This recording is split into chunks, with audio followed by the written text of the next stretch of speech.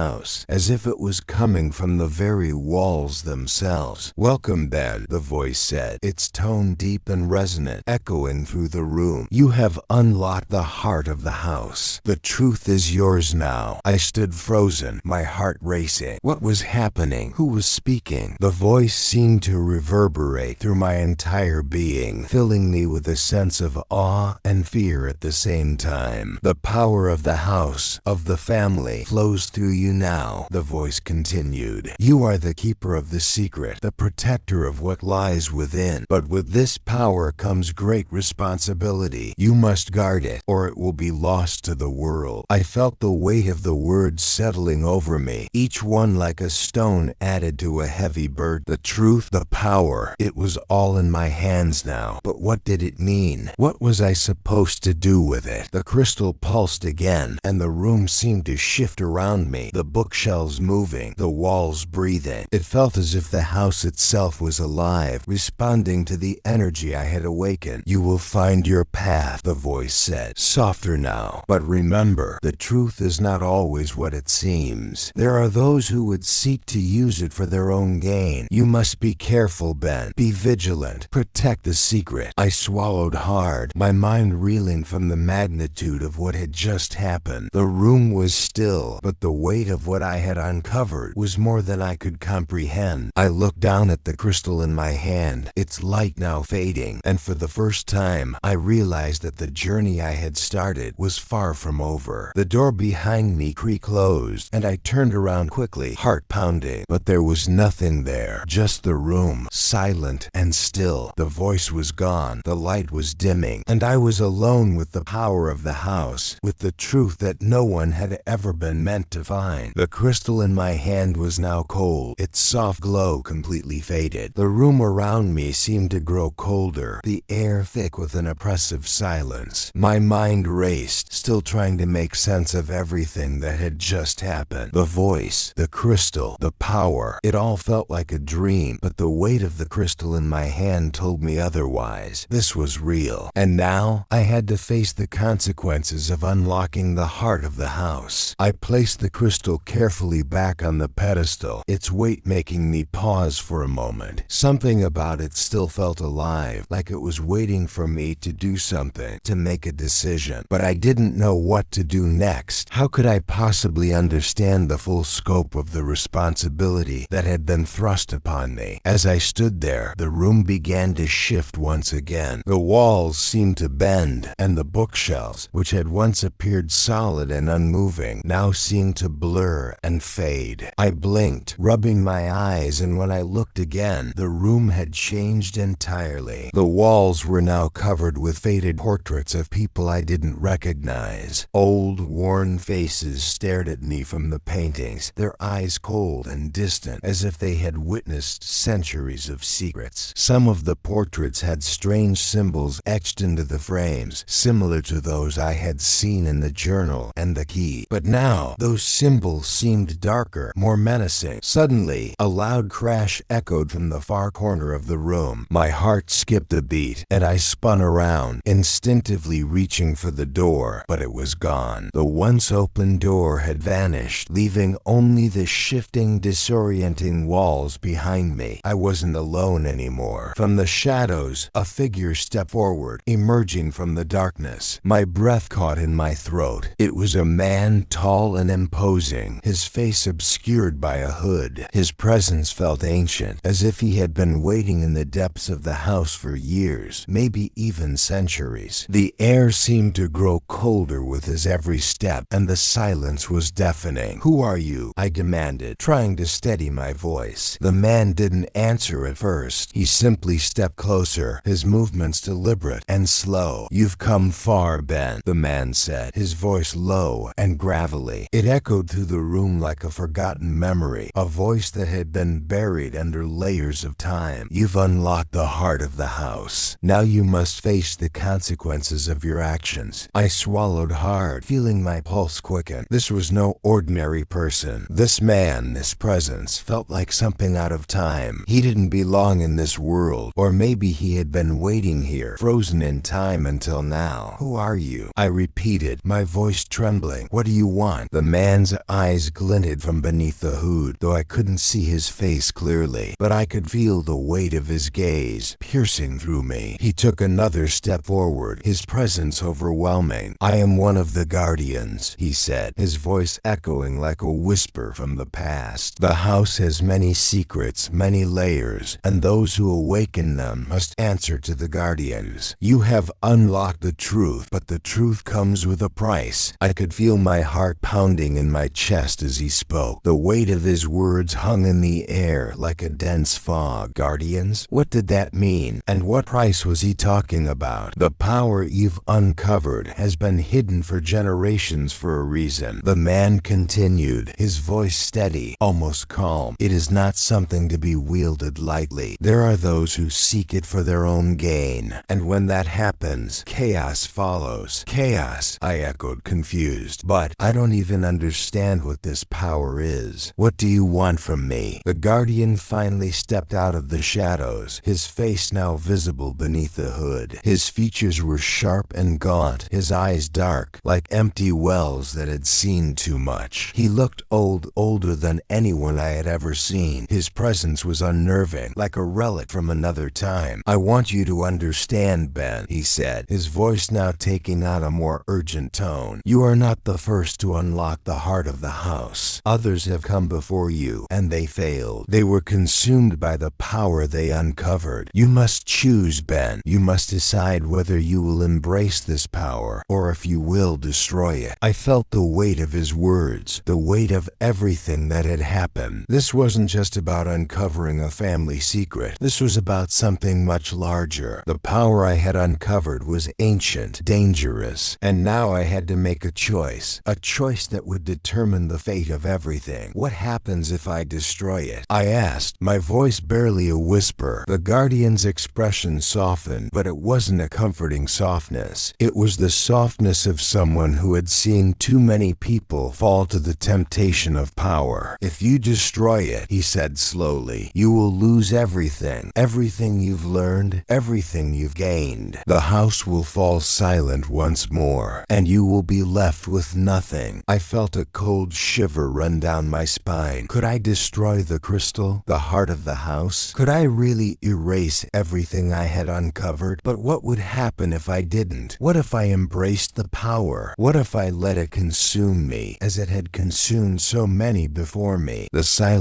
between us was deafening. The walls seemed to close in on me, and I could feel the weight of my decision pressing down on me. There was no turning back now. I had come too far. What do you choose, Ben? The Guardian asked, his voice piercing the silence. I closed my eyes for a moment, letting the gravity of the decision wash over me. The choice was mine, and whatever I decided would shape the future, my future, and the future of every Tides. The Guardian's question echoed in my mind, reverberating against the walls of the strange room, filling the space with its weight. The silence was suffocating, pressing against me from all sides. I could feel my breath quickening, my hands trembling as I stood there, torn between two choices, both equally daunting. What do you choose, Ben? The Guardian repeated, his voice unwavering, like the weight of time itself. I felt trapped, caught in a moment that seemed to stretch on forever. I wanted to reach for the crystal again, to feel its pulse in my hand, but something inside me resisted. The power it held was undeniable, yet the consequences of wielding it were terrifying. It was as if I had opened a door that I couldn't close, and whatever I chose, there would be no going back. The Guardian watched me, his dark eyes unmoving. He didn't rush me. He knew this was my decision, and only I could make it. But how could I? How could anyone? I glanced down at the pedestal where the crystal still sat, its faint glow now almost imperceptible. My mind raced. Destroy it? Embrace it? Either choice could destroy everything or lead to something greater. But how could I even understand what that greater might be? The voice of my grandfather echoed in my mind, a reminder of the warnings he had given me before I had opened the door to this place. The truth is not always what it seems, he had said. Had he known this moment would come, had he known that I would be faced with this choice, I couldn't help but wonder if he had gone through the same struggle. Was he right? Was the power meant to be hidden, buried forever? Or was it my destiny to claim it? I shook my head, trying to clear the fog that clouded my thoughts. My eyes darted between the Guardian and the crystal. I could feel the pull of the power, but it was tempered by fear. Fear of what might happen if I gave in, if I let this ancient force shape my life. The Guardian took a step forward, as if sensing my hesitation, and his voice softened, though it still carried that same weight. You don't have to make this decision alone. The power you seek has been with your family for generations, but every generation has faced the same choice, and every generation has made its own decision. I looked up at him, feeling my pulse race. What happened to them? I asked, my voice barely a whisper. The Guardian's face seemed to harden, the lines of age deepening in his expression. Some embraced it, but at a great cost. Others rejected it, and the house fell silent once more. The power either consumes you or you destroy it. There is no middle ground. But once the truth is revealed, there's no turning back. My mind reeled. The truth, the power, the consequences. Everything was tied to one single decision, and I was the one who had to make it. I looked at the crystal again, its faint glow beckoning to me, calling me to take it, to claim it. I could almost feel its warmth against my fingertips, hear its low hum like a heartbeat. It was an invitation, a challenge, a test of who I was and what I was willing to become. But could I control it? Could I control the power I had unlocked, or would it consume me as it had consumed others before me? I didn't know. I couldn't know. But what I did know was that the choice was mine alone. I took a step back, my heart pounding, my breath coming in shallow gasps. The decision seemed impossible, yet I knew I couldn't leave here without making it. I couldn't walk away from the truth. I had come too far. I glanced at the guardian again, who stood silently, waiting for me to speak. His eyes held no judgment, no impatience. He was simply waiting, as if he had seen this moment play out 1,000 times before. "What would you do?" I asked him, my voice cracking. "If you were me, what would you choose?" The guardian's gaze softened, though his expression remained as unreadable as ever. He didn't answer right away, but when he did, his voice was slow and deliberate. "I am not you," he said simply. "I cannot make this decision for you. Only you can decide what path to take. All I can do is remind you of one thing. There is always a price. The power you seek, it is not without consequence. The question is, are you willing to pay it?" The words hung in the air, settling around me like a heavy fog. The price. What did that really mean? What would I have to give up to wield the power of the house, to claim its truth as my own? The answer was elusive, slipping through my fingers like sand. I closed my eyes, taking a deep breath, trying to focus. I thought of my family, my grandfather's words, and the legacy that had brought me here. I thought of the house, the way it had pulled me in, the secrets it had whispered to me from the very beginning. The truth had always been here, hidden in plain sight, and now it was mine to claim, for better or for worse. When I opened my eyes again, I knew what I had to do. "I choose," I said, my voice steady now. "I choose to embrace the power. I will protect the secret. I will carry the burden." The guardian nodded, his expression unreadable. "Then it is done." As soon as the words left my mouth, I felt the air shift around me. The walls of the room seemed to settle, the portraits fading into the background, their eyes still watching but no longer unsettling. The light that had been so dim now began to pulse brighter, warmer. I could feel the energy in the room change, the crystal on the pedestal responding to my choice. "You have chosen wisely," the guardian said, his voice filled with an odd sense of approval. "But remember, Ben, the path you have chosen is not an easy one. You will face challenges, and not everyone will agree with your decision, but the truth will guide you." With that, the guardian turned and stepped back into the shadows, disappearing as silently as he had arrived. The room began to shift again, and before I knew it, I was standing back in the hallway. The door to the heart of the house closed behind me. The crystal was still in my hand, its light now bright and steady. And as I walked away from the room, I felt something inside me change, a sense of purpose, of determination, and an understanding that this was just the beginning. The hallway felt longer now, as if the house itself was stretching out before me, offering a labyrinth of corridors that I had never noticed before. My footsteps echoed in the silence, the soft sound reverberating off the walls, each footfall heavy with the weight of my decision. I had chosen. I had embraced the power, the secret of the house, and now there was no turning back. The crystal in my hand felt warm, almost alive, its glow steady and constant, like a heartbeat that was somehow in sync with mine. I could feel its pulse in my fingers, a connection that ran deeper than I could fully understand. Every step I took, it seemed to pull me further into the house, as if it had become a part of me, and I, a part of it. I didn't know what to expect next, but I couldn't shake the feeling that something was waiting for me. The house had been silent for so long, but now it hummed with an energy that had been dormant for centuries. The walls felt alive, the air thick with an ancient presence that whispered to me, urging me forward. As I walked, I could hear the faintest sound, a whisper, barely audible, but unmistakable. It was as though the house itself was speaking to me, urging me to listen. But the words were unclear, a jumble of thoughts and images that slipped away whenever I tried to focus on them. I reached the end of the hallway, where a door stood open, leading to a room I had never seen before. It was a library, vast and overflowing with books. The shelves stretched from floor to ceiling, filled with leather-bound volumes, their spines covered in dust. It was a room of secrets, a place that seemed to hold the collective knowledge of generations past. fast. The door creaked shut behind me as I stepped inside, the room suddenly silent once more. I could feel the presence of the house here too, stronger than ever. It was as though the room itself was waiting for me to unlock the next layer of its mystery. I set the crystal down on a table in the center of the room, and immediately a wave of energy washed over me. The room seemed to pulse with light, and the bookshelves rattled as though they were alive. A low hum filled the air, vibrating through my bones, and I knew, without a doubt, that the power I had embraced was growing stronger. And then the books began to move. One by one, they slid off the shelves, floating in the air as if they were weightless. They gathered around me, forming a circle, their pages flipping rapidly as though they were searching for something. I could hear the soft rustling of pages turning, but the words were unintelligible, a chaotic blur of language that seemed to shift with each passing second. I reached out, my hand trembling as I touched one of the books. As soon as my fingers made contact, the room fell silent again. The books returned to the shelves, settling back into their places as if nothing had happened. But the air was different now, thicker, more charged with energy. A voice echoed in the room, deep and resonant, like a distant thunderstorm. It was a voice I recognized, the voice of the Guardian. "You have unlocked the next step, Ben," the voice said, its tone both reassuring and ominous. "But be warned, the power you wield is not only a gift, it is a curse. You must choose how to use it and whom to trust." I froze, my heart pounding. The words felt like a weight pressing down on me with an intensity that was almost physical. Trust? Who could I trust? I didn't know anyone who could understand what I was going through, what I had uncovered. The power I had embraced was mine, but it was also something that could destroy me if I wasn't careful. The crystal, still glowing softly on the table, seemed to pulse in rhythm with the voice, as if it too was aware of the gravity of the moment. It was as if the house itself was holding its breath, waiting for me to make the next move. "Do not let the power consume you, Ben," the voice continued. "It can make you feel invincible, but that is the illusion. Power does not come without sacrifice. The more you learn, the more you risk losing yourself." I clenched my fists, trying to steady my nerves. The temptation was there, just beneath the surface. The power was mine to control, to shape, and yet, the more I thought about it, the more I realized how little I truly understood. What if I made a mistake? What if I couldn't control it? What if I became like the others, those who had come before me, consumed by their desire for control? I needed answers. I needed someone who could help me understand what was happening, someone who could guide me through the consequences of my choice. But who could that be? Who could I trust when everything around me felt like a lie? I turned to the bookshelves again, my eyes scanning the title, looking for something, anything that might hold the key to what I was experiencing. My fingers brushed over the spines, feeling the energy thrumming beneath my touch. Each book seemed to hum with a different frequency, as though it held a piece of the puzzle I was trying to solve. And then I found it. One book, tucked away in the farthest corner of the shelf, seemed to call to me. It was old, its cover faded and cracked with age, but there was something about it that felt familiar. I pulled it from the shelf and opened it, the pages crackling as I turned them. The words inside were written in a language I couldn't understand, but there were symbols, the same symbols I had seen before, etched into the crystal and the journal. The symbols glowed faintly as I ran my fingers over them, and suddenly a surge of knowledge flooded my mind. I understood the language. I understood what the symbols meant. The truth was there, hidden in the pages of the book, and now I knew what I had to do. The room felt different now. The hum of the house, the pulse of the crystal, the weight of the decision I had made, everything had shifted. I could feel the energy around me, surrounding me, as if the walls themselves were alive, aware of the power I now held. I turned the pages of the book slowly, carefully, as the symbols I had seen before seemed to come to life. They glowed beneath my fingertips, each one flickering like a small flame, a tiny beacon in the dark. The language was no longer a jumble of unintelligible marks. Now it made sense, each symbol revealing its meaning to me. I could hear the voice of the guardian again, faint and distant, but unmistakable. The secret has always been here, Ben. It has been waiting for you. My heart raced as the realization hit me.